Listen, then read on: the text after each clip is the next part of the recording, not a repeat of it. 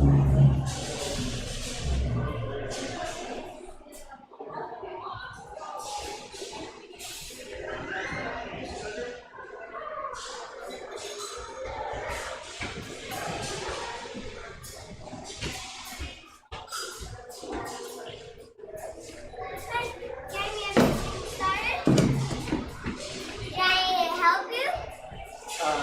not the show. You can sit right there if you want. I'd rather go. We're good to help. All right. I'm ready.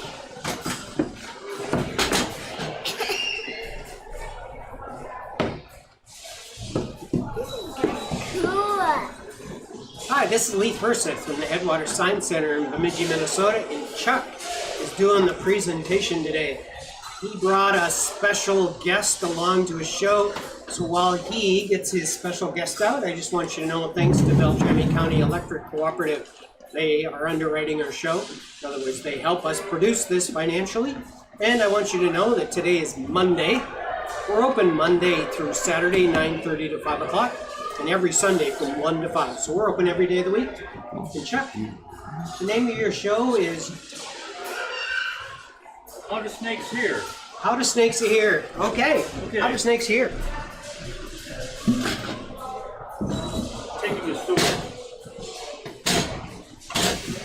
Just want you to know that Chuck has a live audience today, and this live audience member, Chuck, has every intention to become a veterinarian. Oh, really? Yes. That's great. Hi, Chuck Dieter at the Headwaters Science Center, and this is Jeannie. She lives here. Jeannie is our ball python. She is, well, the smallest kind of python, and she native to Africa. And what we're talking about today, we often get questions. One of the most popular things here at the Science Center is our reptiles, our small animals, including our reptiles. And on the reptiles, probably the snakes get more attention than anything else. And one of the questions we're asked a lot is, how can she swallow something as large as, well, we feed her rats. Once every 2 weeks we offer her a rat. And the rat is pretty much as big as the largest diameter of her body. How can she swallow something that big with such a small head? We're going to talk about that because now I said this was about how snakes hear. But snakes' hearing is dependent on their jaws. So we're going to discuss how a snake can open its jaws so much, so wide, because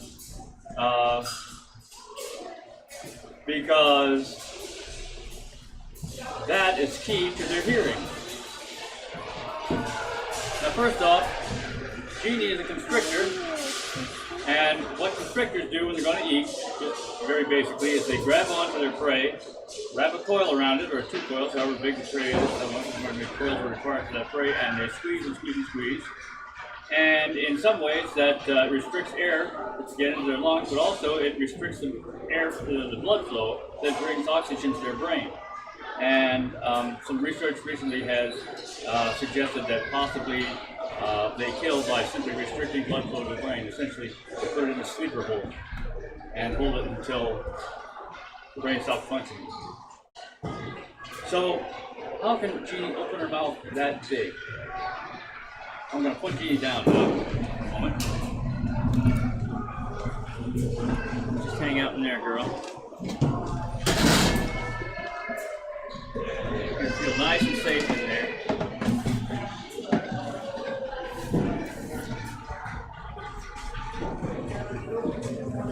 Now to talk about how snakes open their mouths real wide, I'm going to first talk about how other things don't open their mouths really wide. This is a model of a human skull. And here's the lower jaw. It's going to open its mouth. It has to lower its lower jaw like that. And we don't have springs in our mouth, but this model does, just to keep the jaw in place. And it's got a hinge right here. And it's got a big solid jawbone here that's made for chewing, for breaking up food and mashing it so it can be swallowed and digested more easily. And you can see that this can rotate only so far. See how that rotates only so far before it hits another bone. And this is made for a lot of heavy work. The muscles that attach to the jaw go up through this zygomatic arch here and attach to the skull. And so it's got up here muscles that pull on this and open and close it. So it's got some real strong pressure there. Now, another example would be, say, a model of a chimpanzee skull. It's got less room for brain, but more room for muscle attachments here that can move this big strong jaw with a solid chin up and down like that and really handle some tough jungle and savanna plant matter and sometimes animal matter, even bones, and chew those up.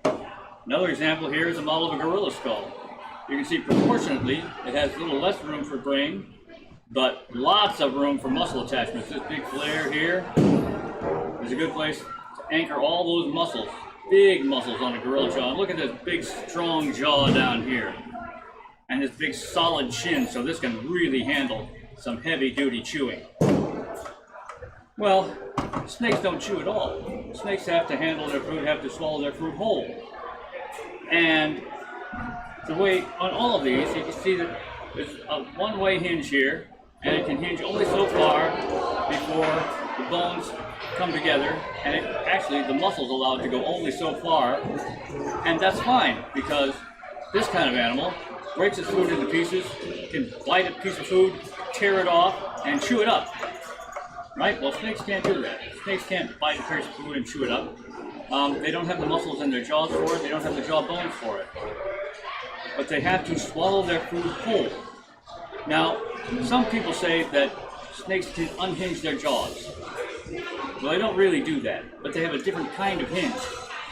I got some pictures here. I'm going to show some pictures of how those jaws work like that, but this is just a couple of things I threw together in the shop. This would be analogous to, say, a mammal that can open its mouth only so far, and it can't open it any farther. And it's got just one point of rotation here, just one point to hinge on here, and it can open up that far. That's a pretty big gape for a mammal. And it can take a big chunk out of a food and tear some food off. Can we look at your creation, Chuck? Snakes can't do that. But snakes have something extra called a quadrate bone. Careful. So the quadrate bone, now this is just a model. There's a lot of different variations of quadrate bone depending upon snake species, different species, and well, it's present in lizards too, but most prominently has the biggest effect in snakes. Anyway, it's a bone that connects the upper and lower jaws, and it's got some space in there. That's basically the idea. It allows some space so that you've got 2 points of pivot here, and instead of just opening up like this, the snake's jaw can go like that, with lots of room here. This quadrate bone gives it lots of room to move. And that allows the snake to open its mouth way wide and swallow something, something whole. Now there's other adaptations to that. I've got a few illustrations here that can show you some variations on that. And I might have to ask Lee to bring the camera in close. But this just shows you some of the differences here. In this case, right here, can we see this? Absolutely. There's the quadrate bone right there. And that allows this, oh yeah, this is a python. This is a Woma python, an Australian species of python, to open up very wide.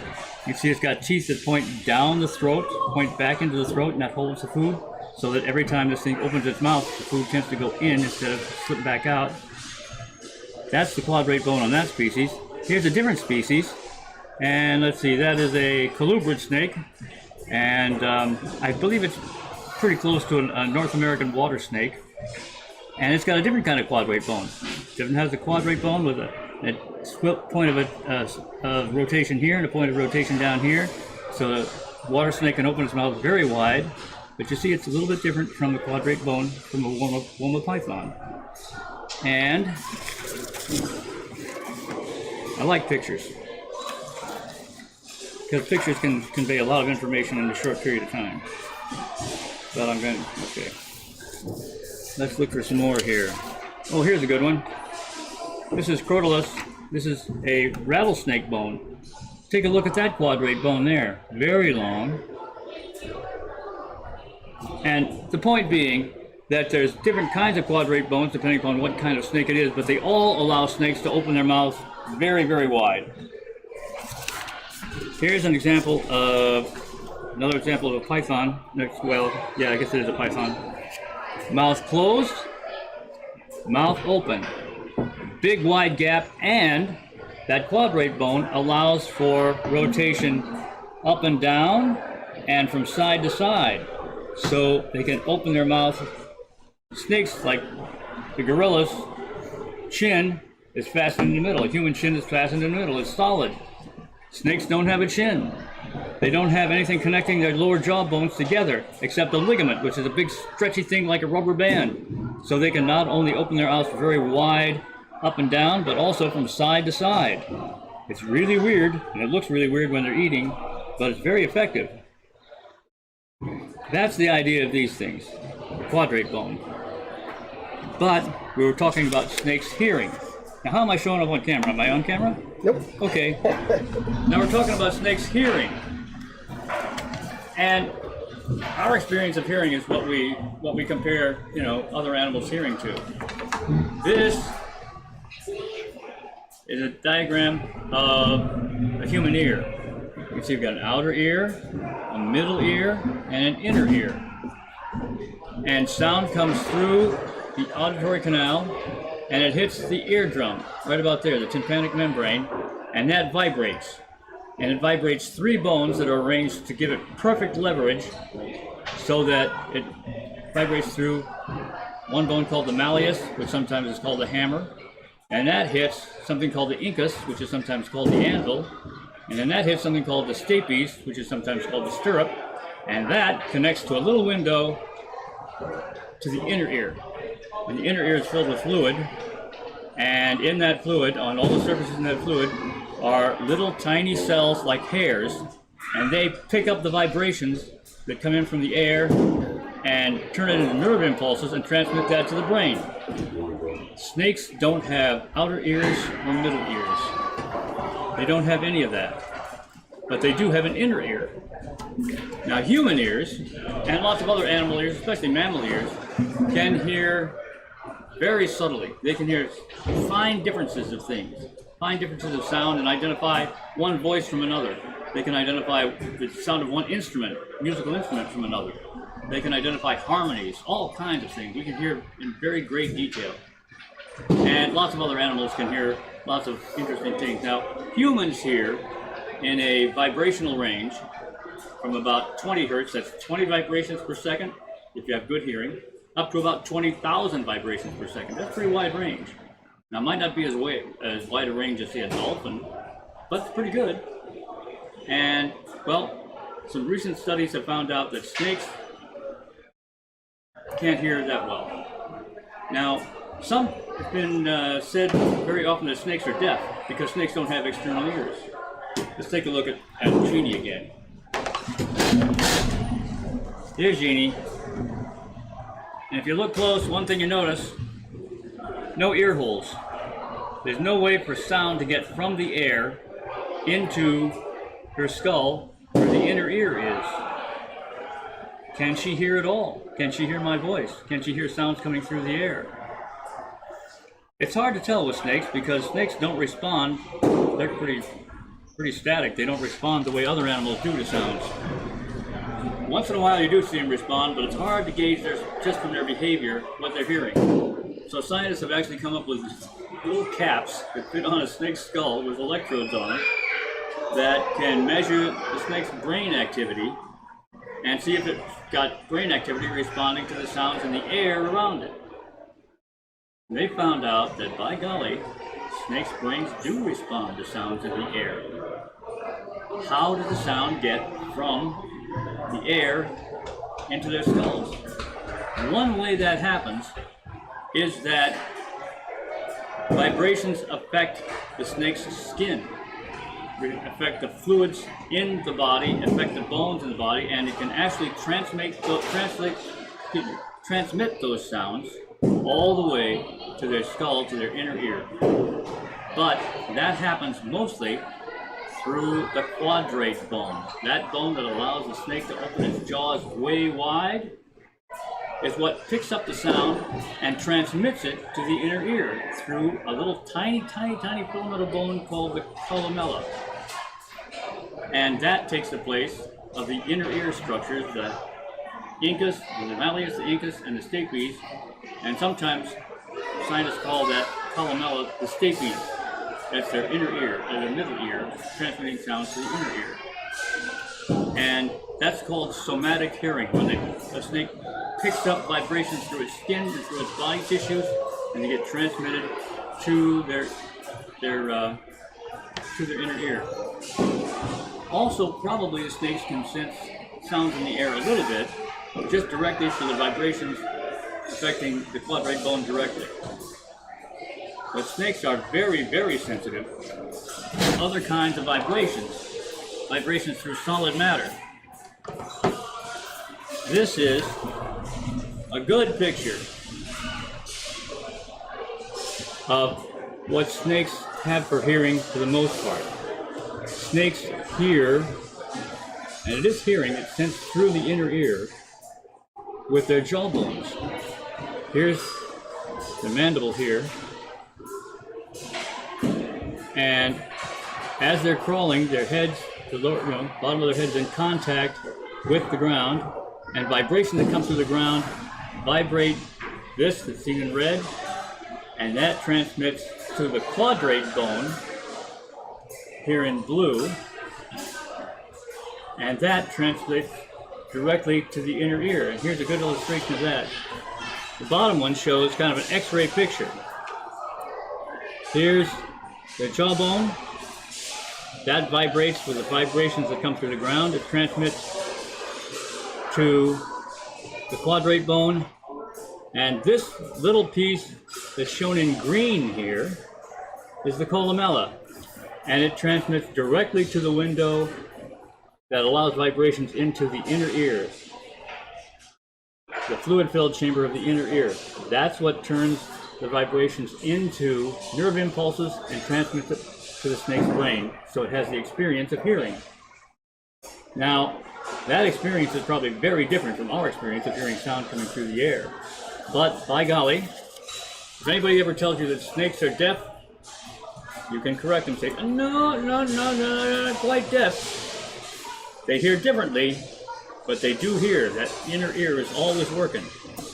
Now, as I said, humans can hear, if somebody's got good hearing, they can hear from way low tones for about 20 hertz. That's hertz means vibrations per second.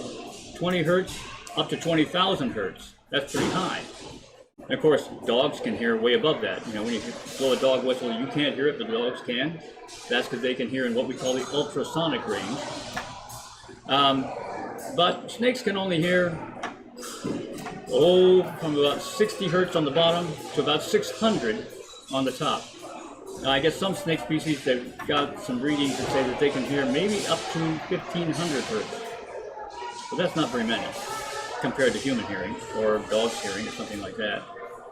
But most human speech is in the range of 250 hertz. And many snake owners will claim, they will tell you that they truly believe that their snake can hear their voice and recognize their voice, and also recognize the snake's name when the owner says the snake's name. I don't know if they really can do that, but they say it's true. But now science has given them some evidence that says, yeah, maybe that's true, because snakes can hear in the human voice range. And I don't know, snakes are pretty sensitive to a lot of things. Maybe they can recognize their owner's voice. Maybe they can recognize their own names. I don't know. But that's the whole point we were making today, is that snakes have that special bone, the quadrate bone, and it's arranged differently in lots of different snake skulls. But that allows them to open their mouths really wide. It's also the bone that picks up sounds, either from their own tissues in their body or from the ground, and transmits those sounds along the columella to the window into their inner ear so they can experience sound. So, Yep, snakes can hear. And that's how they open their jaws to swallow something big. There you go. Okay.